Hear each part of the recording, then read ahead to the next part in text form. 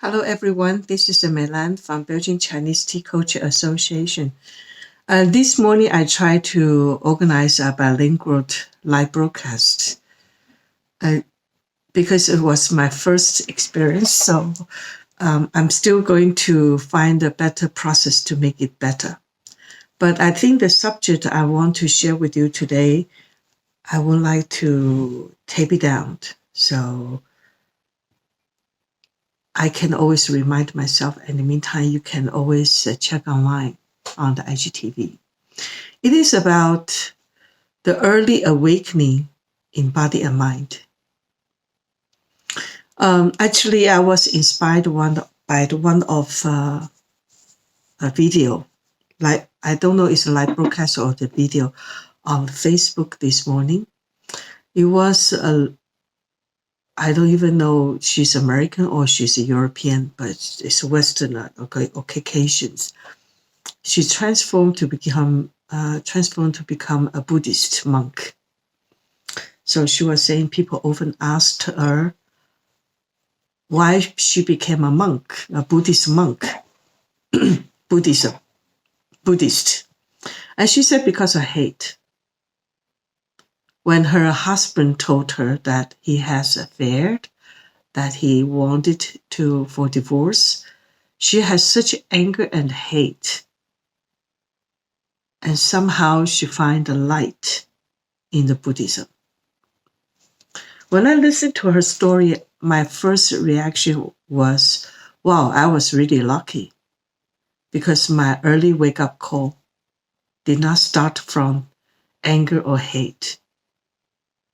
Actually, I started question myself, what's happening in my life? I stood on the crossroad. I became a walking machine. I was not happy. I feel hollow inside. What's happening in my life? The first thing I have in mind is I need to restore the balance in life. So my objective was clear. I need to restore my balance. But how? I have no idea. Again, I did not say, oh, you have to do this.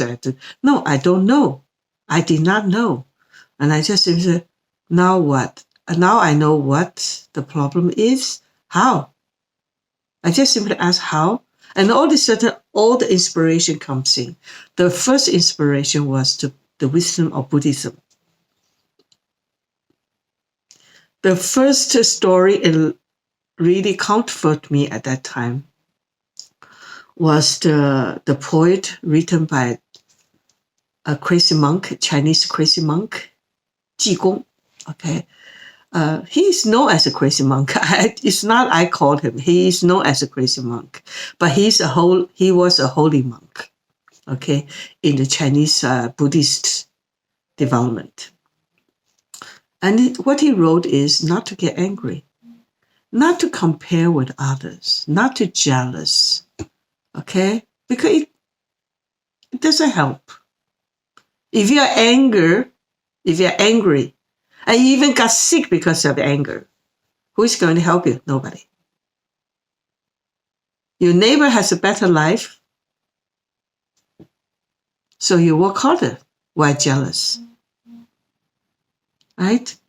If you're students, whatever. So what he's trying to say is don't compare, don't try to compete against. Instead of using the comparative, instead of competitive mindset or jealousy, why don't you work on your own and make yourself a better person? That's all.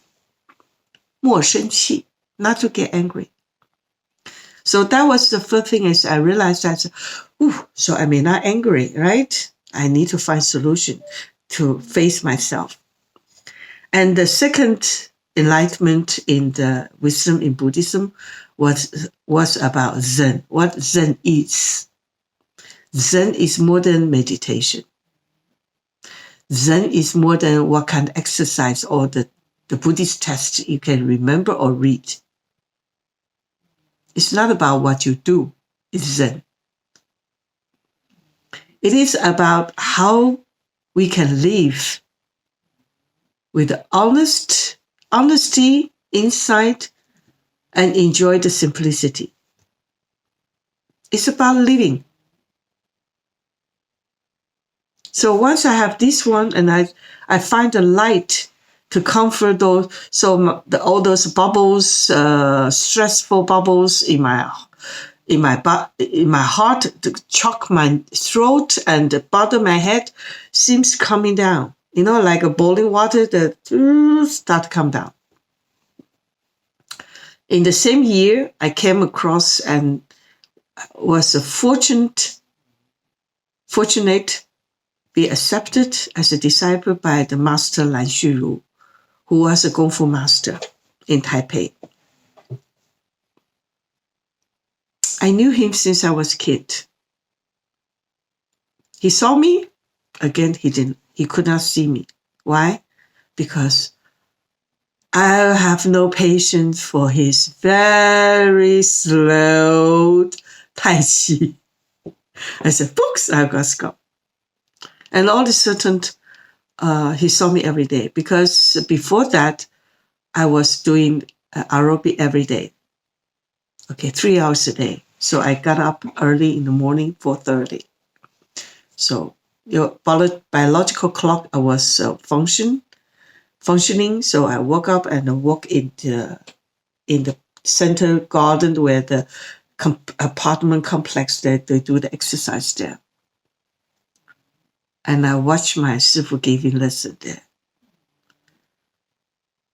He came and asked me, we lived in the same village before. I said, I know.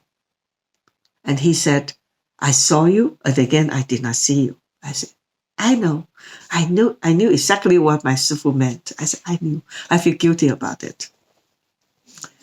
And all of a sudden, he looked at me like this. Knowing my low back problems, right? So you have to start from the very beginning again.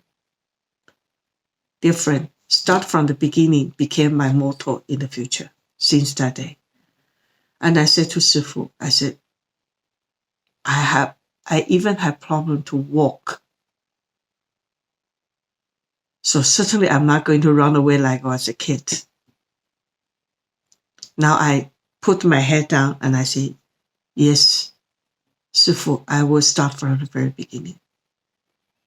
That motto became my greatest support every time I felt psychologically or even physically injured. I said to myself, start from the very beginning to heal again, to find a way to heal again. Healed my body, heal my mind again. It's okay to start from the very beginning. It's not something to shame about. And that is the second things I come across. And the third thing was tea in the same year. It all happened in the same year. Amazing, eh? That is the reason why I said something happened in that magical 1985. It's tea.